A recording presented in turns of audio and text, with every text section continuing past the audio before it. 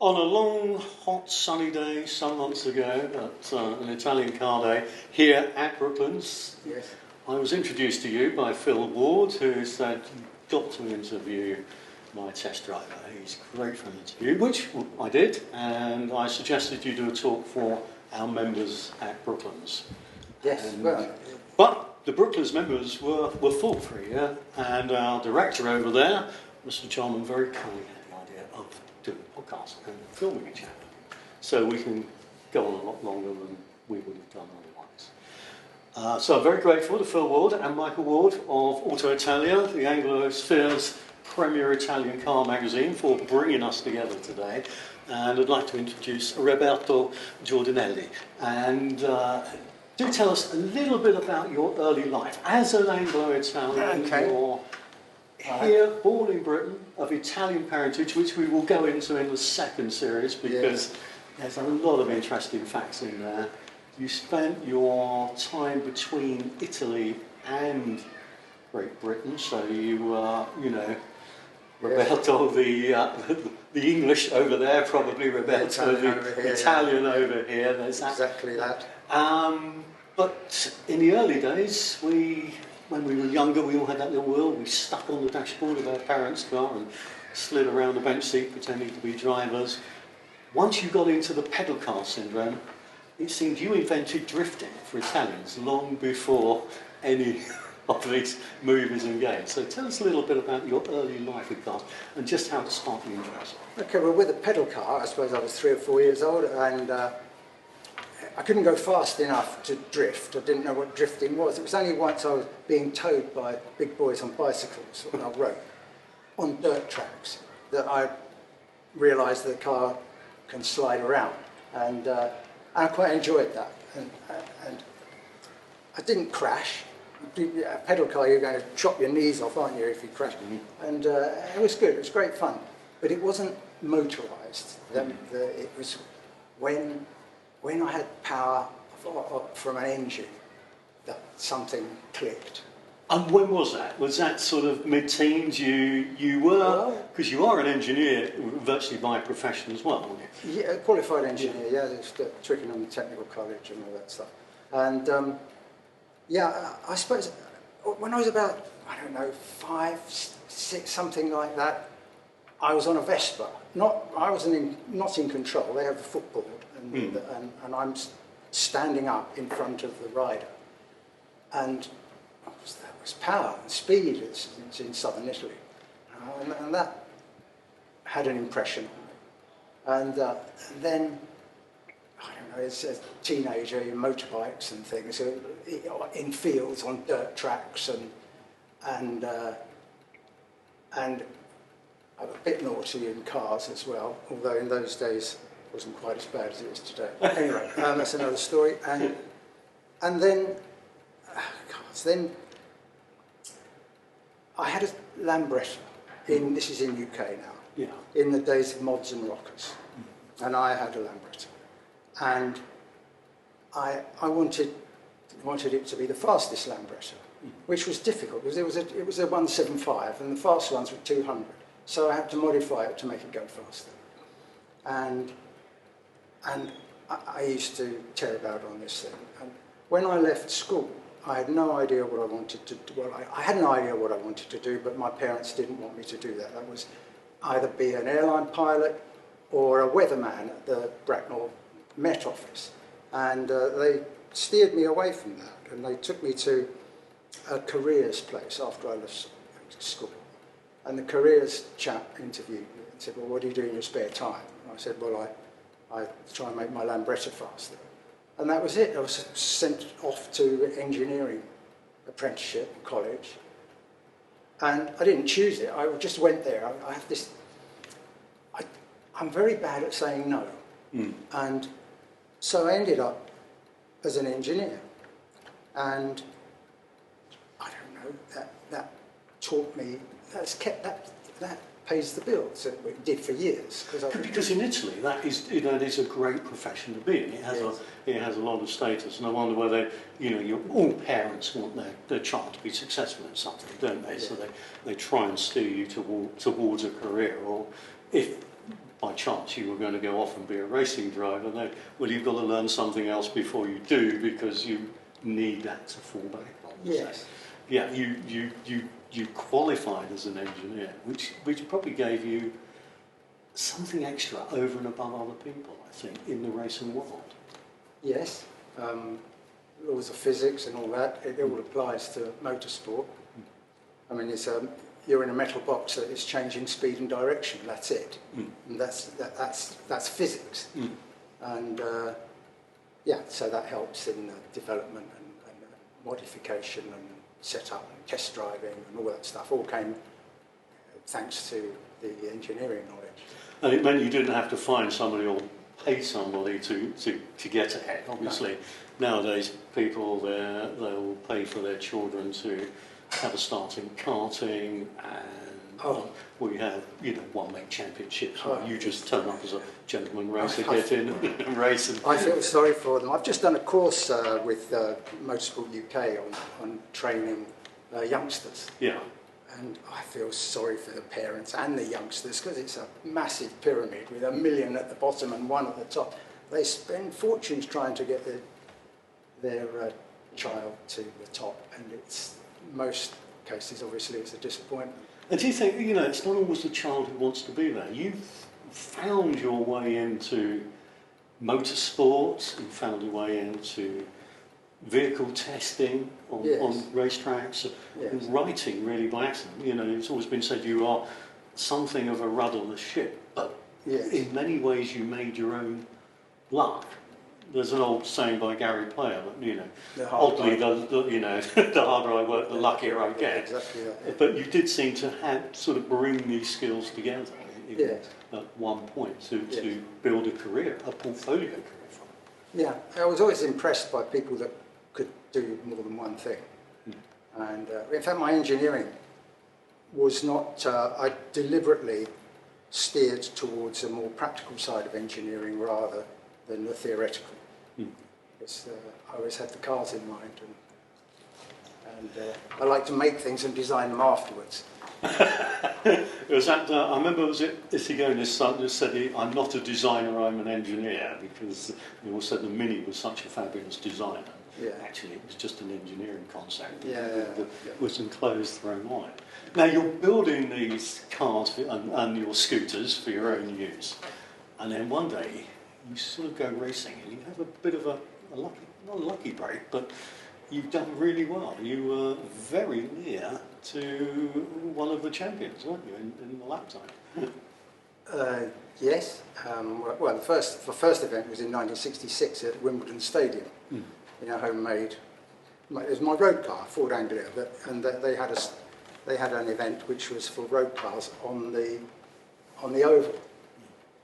And I had a lucky break. I got straight into the final. Somebody dropped out, and that was the first time I was measured. I came second by 0.02 of a second from the world champion in an E-type Jaguar.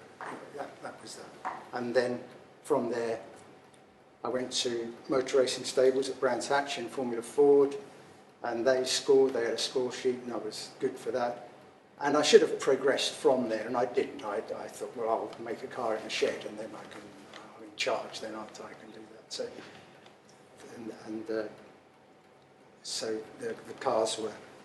But they do say the world is moved forward by unreasonable men, and in a way you were quite unreasonable about the career, because you should have done Formula Ford and been pushed up. But you needed to be in control. And I think racing drivers tend to be sometimes a bit of a lone breed. Very much so, yeah. My wife says that none of them are team players, they're all individuals. The drivers are quite self-absorbed in what they do. Because you within 0.02 of a second at that race, that must have tweaked in your mind that you had a talent, you could be going somewhere with this. Yeah.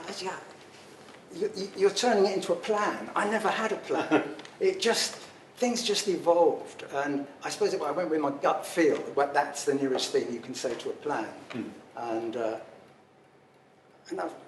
of course, to do it that way, you're self-financing, which was difficult. I used to when I was doing my engineering studies, we had 1 hour for lunch. And I was at a fluid drive engineering company doing an apprenticeship, 1 hour for lunch. And I needed money. So I would take a friend from Isleworth, where the company was, fluid drive engineering company, drive to Brentford, which is a short distance, to the car auction. Cars were coming through, one after the other. Buy one, I had a choice of maybe 4 or 5 cars before I had to get back in the car and go back to work. And I'd buy a Cortina or something, put it in the Evening Standard, because that was the quickest form of advertising, because the Exchange Mark took 2 weeks and the Evening Standard took 3 days. I should say this is pre-internet days for anyone under the age of about 50. It wasn't instant. This is 1960s, early 1960s. And then I'd sell the car and I'd make not very much money, but I'd make enough money, enough money to do bits to racing cars. Yeah. So it wasn't a plan, but it was a progression. You were sort of, you knew you were good at it, but you needed something to finance it. Yeah. It's a bit like the Colin Chapman thing, isn't it? Yeah. You know, you're selling cars to finance racing. It's been a common thing with a lot of owners and racers. It's something they do just to keep. Like Bernie Ecclestone. Yeah, and some do very, very well. So you're doing very well in that. How do you then get into test driving and writing about it? I had an Alfa Romeo, which I built with my own money, and I was racing that against lotus Cortinas, which was really difficult because they're a quicker car. Yeah. But I was by far the quickest Alfa Romeo, and I was annoying the first 2 or 3 lotus Cortinas. I could never quite win.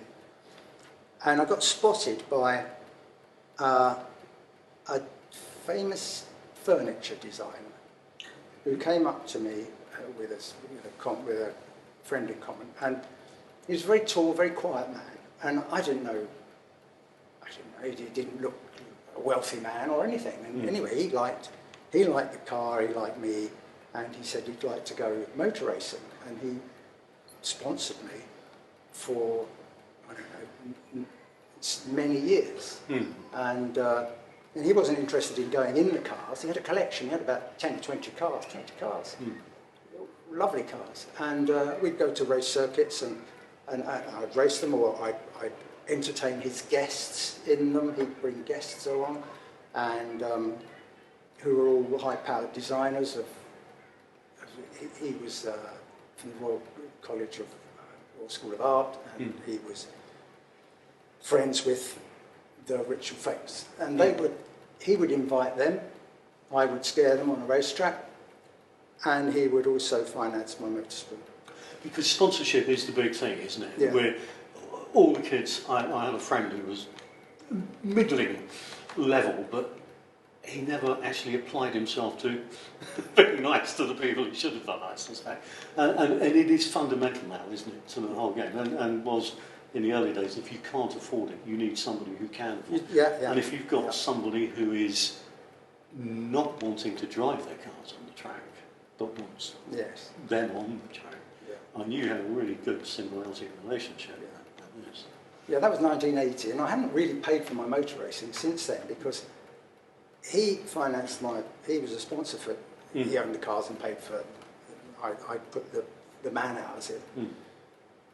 And then after that, I would buy a car that was in not very good condition, make it good condition, race it for 5, 6 years or whatever, and then when it was time to sell that car, the price had gone up. So it would sell for more. It wasn't intentional, it's just how prices go up, don't they? So then that enabled me to get another one and repeat. And so that actually cost me a lot.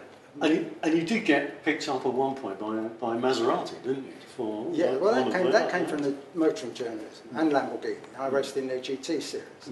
And that's because they quite like to have a journalist race in their series, because you promote their products with stories in magazines and generally.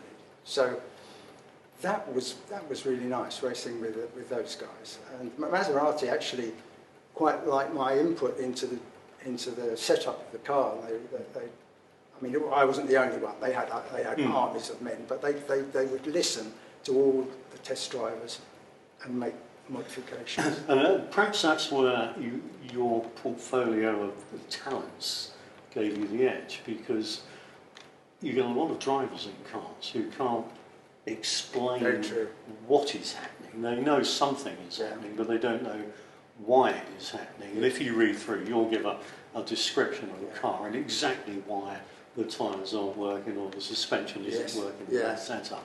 And it must be manna from heaven for the designers to see somebody comes back and says, actually, it's that simple. You just need to tweak that. Yes and no. I spent 10 years with a chap who had 10 racing cars. And his cars were all run by a professional team.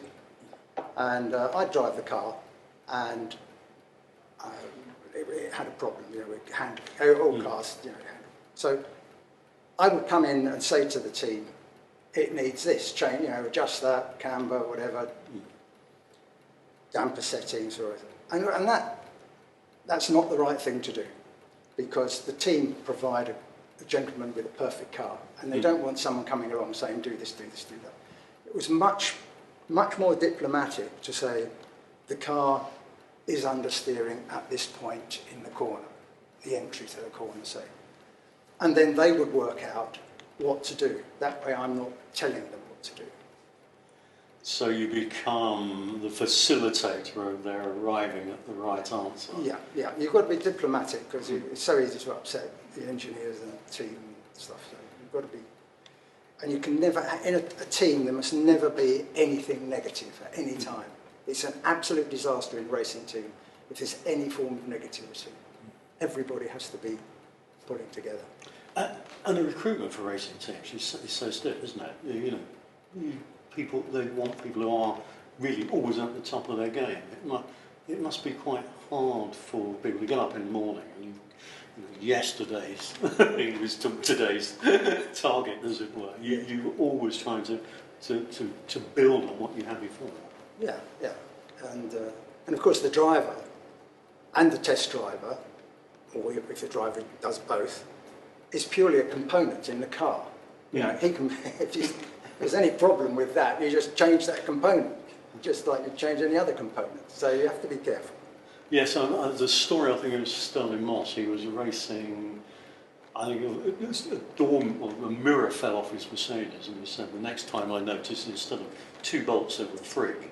And the guy who was responsible for them was no longer there. It's quite a cutthroat business, isn't it?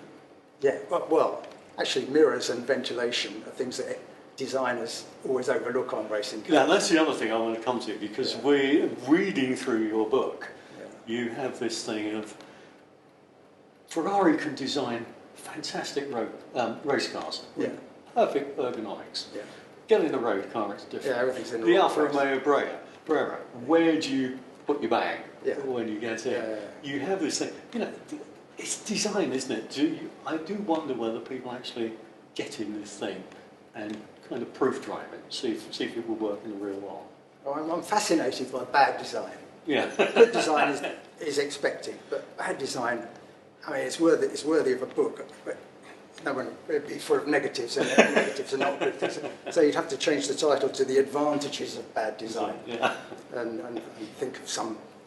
I think there was a very famous book some years ago, I think it was called Cracked Cars or something. Yes. And it featured the unacceptable. Yeah. And it sold loads of copies. Yeah, there's one called Cracked Towns as well. And I've got a copy of Cracked Towns on the shelf. I've never looked at it, but it's there. Let's talk about 2 cars in particular next. You are one of the few men who has restored a Lamborghini Miura, which to most of us is the world's first supercar. I don't know about other people, but when I was young, Rod Stewart drove one, so to me that was probably going to be the pinnacle of car ownership at that point. Not that I could afford one other than the Matchbox model, but that was a dream.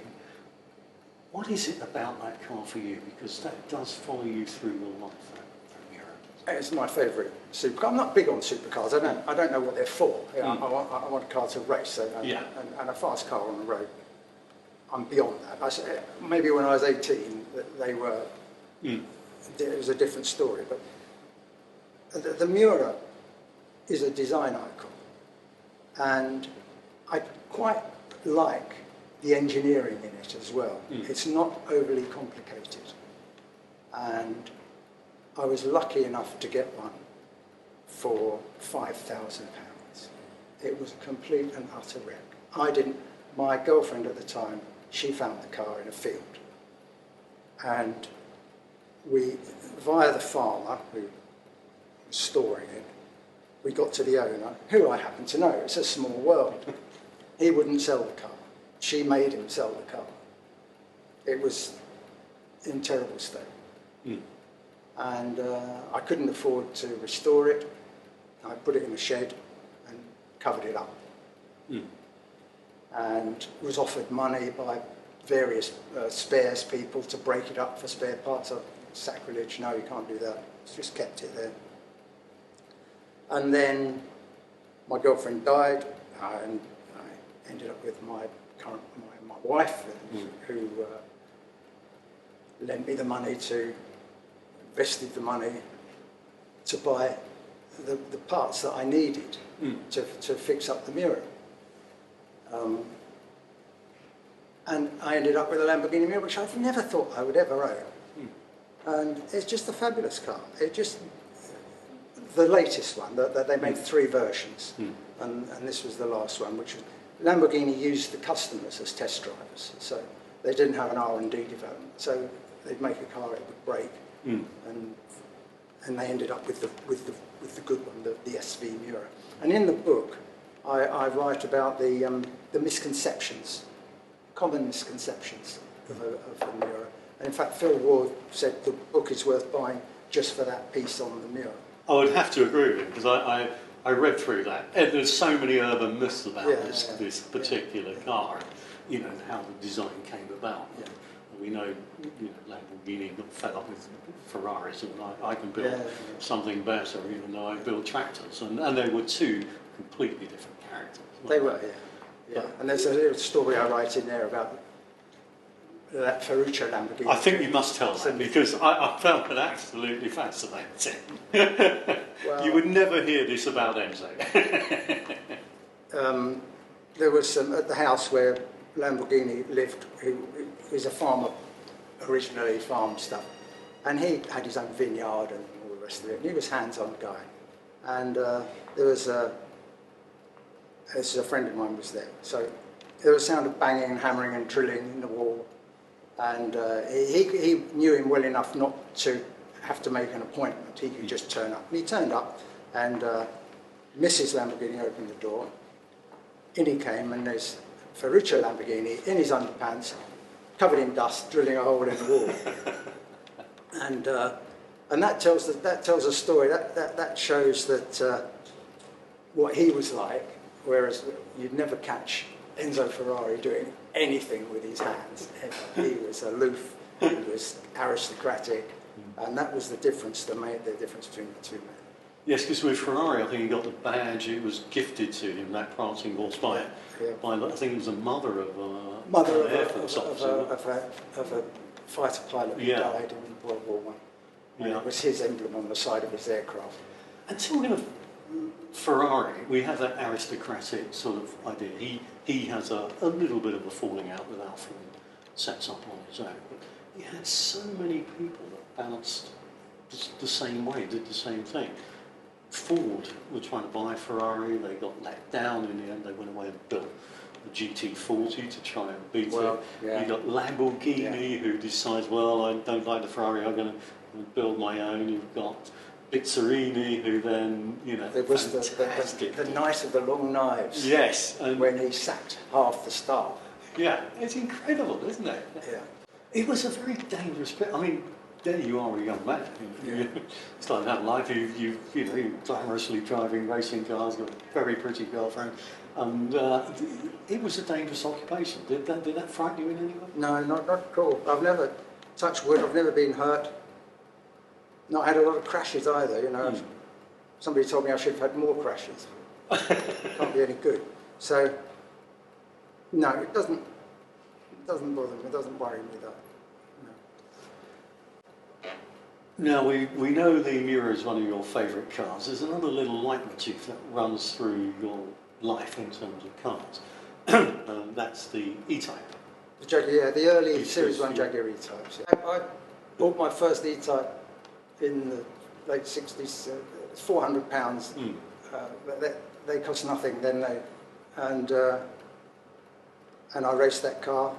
Then I built a crazy turbocharged E-type, big wide thing, when turbocharging was unheard of. I bought an American book on how to turbocharge your aeroplane because that was the only book I could find on turbocharging. No internet, obviously.